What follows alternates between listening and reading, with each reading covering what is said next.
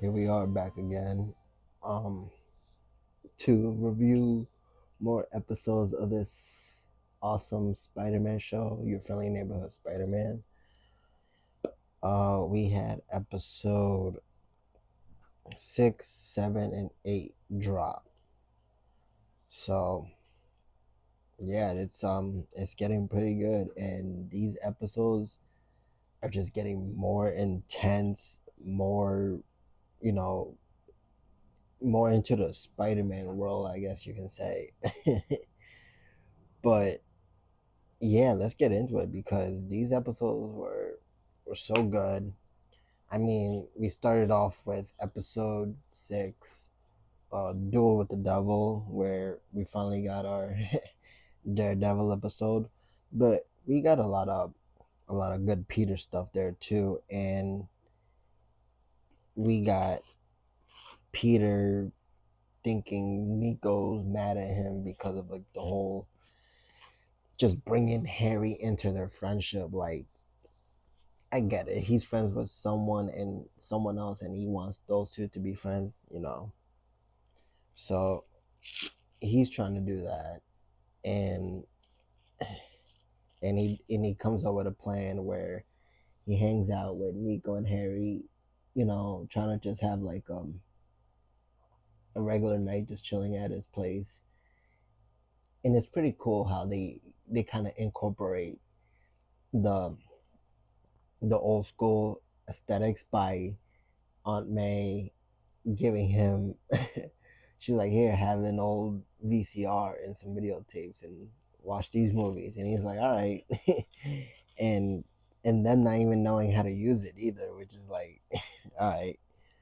But I really like that. And it's funny how it was a little awkward at first for Peter, hanging out with them, but they kind of got used to it real quick. He tried to make them connect by being like, oh, Peter's mom's not around, Harry's mom's not around, technically Nico's mom's not around or her real mom. But then Peter comes up with that with an issue of Norman Osborn basically using him as some sort of errand boy, kind of, but not like an errand boy, but like it's just weird because like you have someone like Norman Osborn knowing your secret, so he could just always be like, yeah, I need you to do this, and he has no choice but to do it. So it's like, it's and he sends Spider-Man on this mission, having to leave Nico and Harry, of course. So, but it's pretty cool because it gives Nico and Harry time to really get to know each other more better, I guess, without Peter being there, making it all awkward. So, um, Peter goes on to search Oscorp because someone broke in there. Like, Norman's like, yeah, someone broke in my place. And the way Norman found out was he was at a charity event, and of course, uh, we got an appearance by General Ross. So that was pretty cool. In this version, he at least had the mustache. So unlike that Captain America movie where he didn't. But it was nice to see him there, and how Norman was all like, yeah, they have the whole Sokovia Accords thing where heroes have to register. So Norman was already saying like, yeah, I have a hero that can register, but you got to keep his identity a secret, I think is what he was trying to say. So there's that bit. The fact that he probably never even told Peter that, I'm not quite sure. I don't know. It was very like shady, it seemed like, because obviously it's Norman Osborn. He's a shady ass person.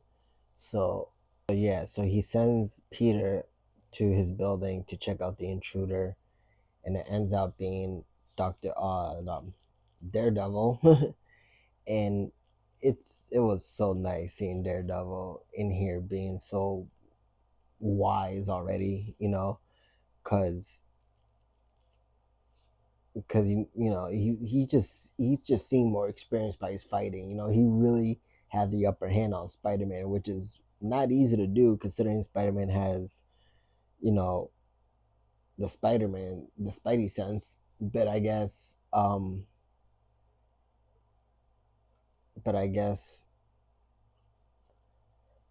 because Spider-Man has the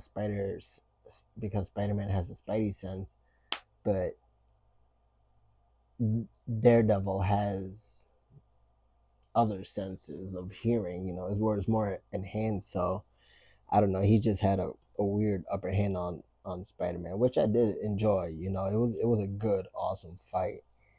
And and when he appeared, they even showed the theme from the Daredevil show on Netflix, which was it was top notch, and of course voiced by Charlie Cox, the guy who actually plays Daredevil. So I really like that. And and he was trying to warn Peter of Norman Osborn, how he has secrets, which we all know. Like, yeah, of course he has secrets. And and Peter was just like, you know being delusional, I guess, because he didn't want to believe it. He's still learning, I guess. So there's that. And and then later on, when he tries to like when he tries to confront Norman about it, Norman tries to explain how, like, how he went to school with Dr. Otto Octavius, and he was the scientist who basically, you know, didn't make it, whatever, all that. And it was like he made it seem that Otto was always jealous. So he's trying to, like, make himself get up to the top, or use his potential to just make money and corrupt the world by giving it to criminals. But we end up back with Harry and Nico back at the apartment, and it's funny how Harry keeps on saying, like, "Yeah, Peter's my good friend, because I never had a friend like Peter before." And Nico's like, "Yeah, he's the best. Like, I know all his secrets." And Harry's like, "Yeah," and then Harry ends up spilling his secrets to Nico, and I like it's like every episode Peter Peter reveals that identity to somebody of him being Spider-Man. It's just like, dude, like, you're horrible at keeping this a secret. But I kind of always wanted Nico to know he was Spider-Man, because she's kind of also like a superhero. So Nico finds out, and I guess she's upset, which she has every right to be, because she's probably like, wow, Harry knew and I didn't. So, you know, it was a very it was an episode setting up a lot of things, because it was setting up Nico finding out Peter is Spider-Man. It was setting up her almost getting to know Harry more. Setting up what Daredevil is trying to warn Peter about. So it was a very chill, normal episode, which I really enjoyed. And and of course there was more Lonnie Lincoln stuff, because this show is really focusing on the origin of Tombstone, which is, a character we don't get much info about, I feel like, in other variations of Spider-Man, unless you read the comics. But I'm really liking the Lonnie Lincoln stuff, and it's funny because you kind of feel for him a little bit. You're like, damn, why is this sweet kid have to just, you know go down this path? But we know he ends up becoming a known Spider-Man villain, so of course that's gonna have to happen. Um, and we get like even had him getting kicked off the team. It had him basically break out with Pearl. So you really see him going down that path, even though his, everything he did it for, which is for his brother, is starting to get better. His mom was like, "Yo, your brother's doing good now, this and that." So it's like, yeah, he did good for his family, but for himself, he kind of just screwed himself over. And yeah, that was a chill episode. And then we get into like episode 7, where it gets a little more intense when Doc Ock, not Doc Ock, Norman Osborn, when um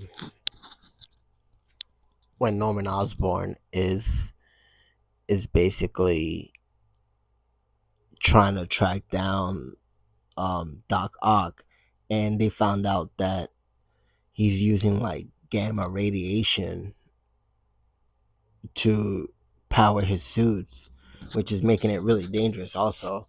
Um so he has Spider-Man tracking down this one piece of suit that's going down into Harlem, and it's where Big Don and Lonnie Lincoln and the 110th gang, whatever, is hanging out.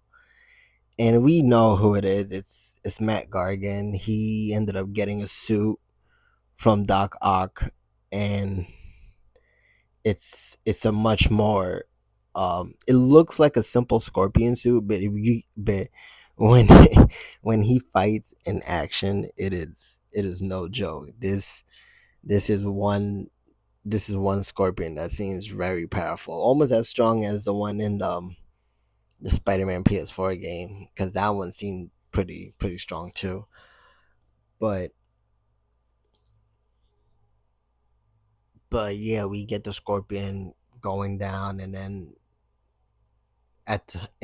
we see the Scorpion crashing the warehouse, and he is doing some serious damage. I mean, we see him actually stab a guy at one point, and you're just like, damn, he's straight up killing people, which is pretty intense. And then yeah, he's doing, he's basically took out Big Don. He's almost about to get Lonnie, until your friendly neighborhood Spider-Man jumps in and tries to Spider-Man tries to fight him, and it does not go well. I mean, it is a pretty intense fight, and the fact that Scorpion's arm, his tail, is almost like one of Doc Ock's arm, which is makes sense because Doc Ock made the suit for him. So his tail is kind of like it extends even more, which makes it look so much more cooler, I guess, and more effective, honestly, like as a Scorpion. But it's just really it's just really good to see a really powerful Scorpion. And yeah, to the point where he really is messing up Spider-Man, like he really fucks him up. And then you're like, damn, he might actually lose this. And Norman's not really hearing him at one point because he puts it down, and then he actually finds out that Spider-Man's there, and he sends in help. And the way he sends in help is that he sends a glider that we know where this glider's from. We know we're gonna see this glider again, and and I kid you not that one of my theories is that what Daredevil was trying to tell him, what Daredevil was saying to Spider-Man is like, yo, Norman Osborn has secrets. And then what Norman tried to explain to him was that, yeah, my secret was that I work with this Dr. Otto Octavius who's doing weapons for criminals. No, that's not the secret. The secret is that this dude is probably building a suit, which is the Green Goblin suit, or maybe some sort of Green Goblin serum. And that's what he's really working on. And I feel like is leading up to that more. Like we're really building up, secretly building up Norman Osborn becoming the Green Goblin, and them sending in that glider just confirms that this dude is probably already way in on having a suit and really becoming the the Green Goblin. So I think yeah, that was something that Daredevil was trying to warn Spider-Man. So either we get something close to that in the season finale episodes, or season 2 stuff. But yeah, the that fight got really intense where Spider-Man was out of commission, and everything that was going on with that is Harry Osborn. Like on the other half of that episode, there was Harry trying to like be friends with Nico more, trying to apologize for, like, I guess saying that Peter was Spider-Man. I don't know, but he tried to really bond with her more, and it was working.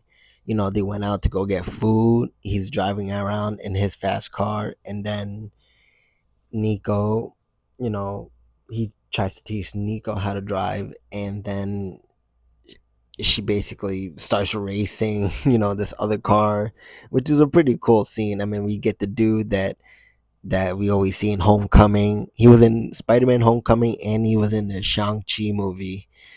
And yeah, it's the dude that's always recording, narrating stuff, whatever. I don't know what his name is actually. I should probably look that up. But because I feel like we're probably gonna see more of him in the show. He's like he's just the guy that's always there. But yeah, we get Nico racing, and it's a cool scene. And what I really liked about that is that she just had this moment where she was about to hit a car, I guess. She was about to crash.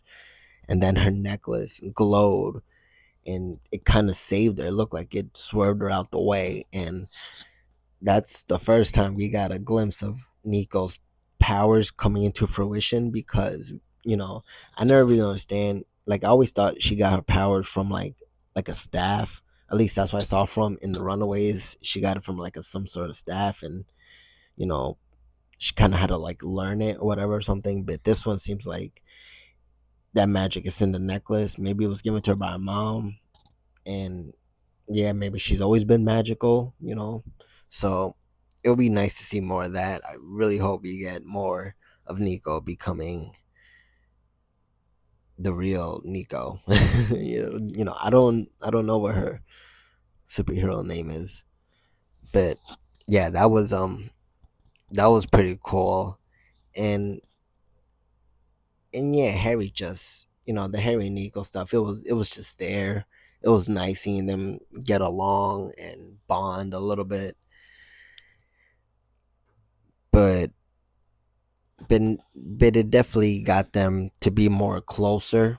Like they're definitely gonna try to be more good friends to each other. So that's really nice. And then we get more into the last episode, which is episode well not well episode 8. And it's more of like aftermath of the fight that Spider-Man had with Scorpion, because he kind of had like some PTSD from the fight. Like, it was Spider-Man's, it was one of his he lost that fight. It was an L for him, and he lost badly. There was people that was in harm's way that he thought he couldn't protect. Like, Lonnie and Pearl was there, and then yeah, he just felt like he kind of failed that, which is understandable considering how he lost. But it was it kind of just went to him trying to understand um how he can be better. And it's always with Norman Osborn being around, trying to give him good advice, telling him that he's pulling his punches, which he, Spider Man kind of probably is.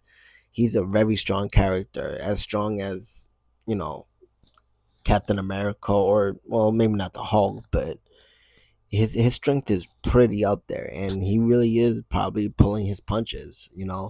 Norman says like you could really do some damage if you really, you know, put your all into it. and and then he ends up saying something that threw me off a little bit, because I thought he was gonna say it, which was, with great power comes great respect, which is what he says. And I thought he was gonna say responsibility, and I would have been upset, because no one should be allowed to say that other than Aunt May or Uncle Ben. That's it. of if Norman Osborn said that, I just would have been upset. And and now and now he comes out with this. If with great power comes great respect. It's a very Norman Osborn thing to say too, but it threw Peter off. He didn't feel like it was the right. He didn't really fully understand it, but maybe he did. Maybe he knows now to be the amazing Spider-Man or whatever. So so there's that, and then there's more stuff where, like, the 1/10 game, because they know they took that out also from the Scorpion when he just blew up their hideout basically. So they went out and basically, you know, they got they went out and tried to get the same tech that Scorpion got. They contact a dude that almost looked like Chameleon, because he had the white and the line, but he was just trying to hide his face. It's his name is Dimitri, which I think is, I'm not trying to, I think he was in another live action show or movie. I'm not sure, but yeah, I feel like this was a character that was in one of the live action MCU shows or movies already. So even so, he gives them the information of Dr. Otto Octavius, and knowing Dr. Otto Octavius, he would either give them the stuff because, um, they have the money for it, or he might not be there no more, because there was a scene where the cops try to come in and take him in, because now that Osborn knew his location, he just, called the cops.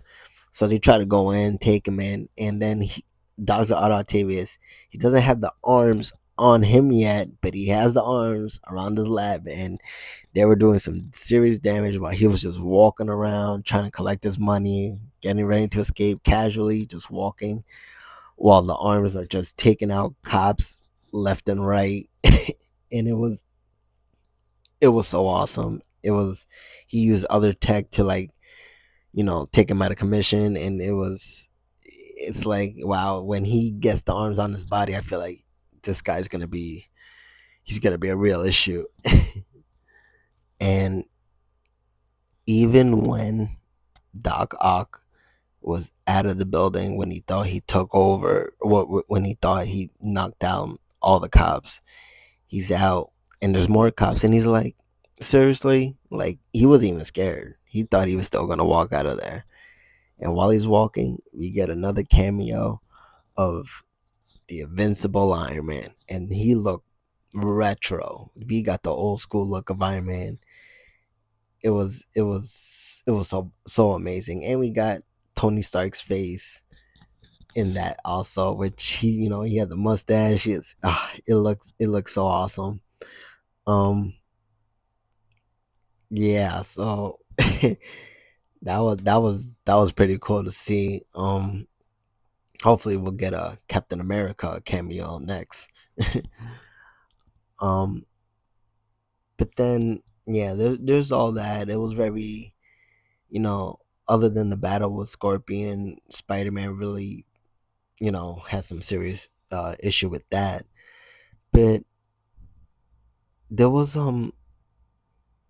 these episodes were getting really intense. Now they're getting much more serious, and it's each episode is getting better than the next. It's it's nonstop action, especially with the ending of episode 8, where Harry's kind of giving him some good advice too.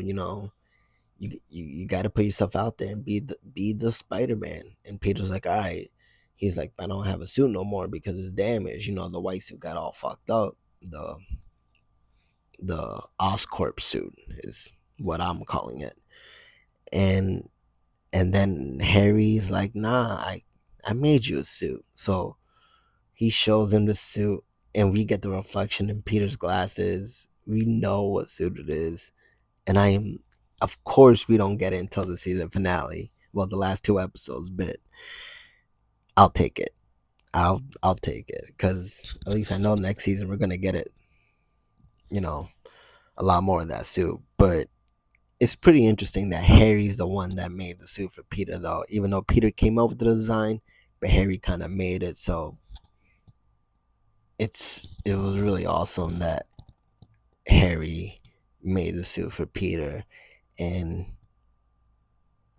it's gonna be an interesting last two episodes because that's all we have left, and I hope we get more of Peter talking to Nico about him being Spider-Man, and maybe Nico will help him, like the way Harry is.